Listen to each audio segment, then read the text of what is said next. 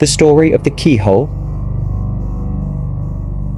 The story of the keyhole begins with a man who went to a hotel and walked up to the front desk to check in. The woman at the desk gave him his key and told him that on the way to his room, there was a door with no number that was locked and no one was allowed in there. She explained that it was a storeroom and that was out of bounds. She reminded him of this several times before allowing him upstairs, so he followed the instructions of the woman at the front desk, going straight to his room and going to bed. However, the insistence of the woman had piqued his curiosity, so the next night he walked down the hall to the door and tried the handle. Sure enough, it was locked. He bent down and looked through the white keyhole. Cold air passed through it.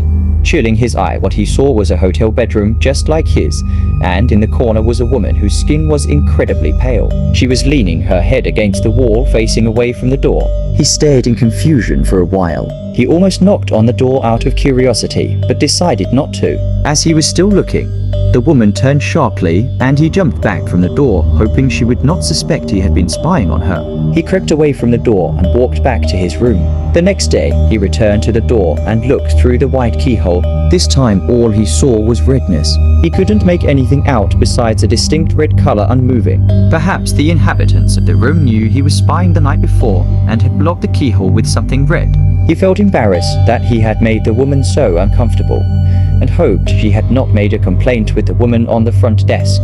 At this point, he decided to consult her for more information. She sighed and said, "Did you look through the keyhole?" The man told her that he had, and she said, "Well, I might as well tell you the story of what happened in that room."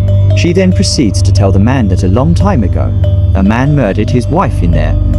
And we find that even now, whoever stays there gets very uncomfortable. But these people were not ordinary. They were white all over, except for their eyes, which were red. Thanks for watching.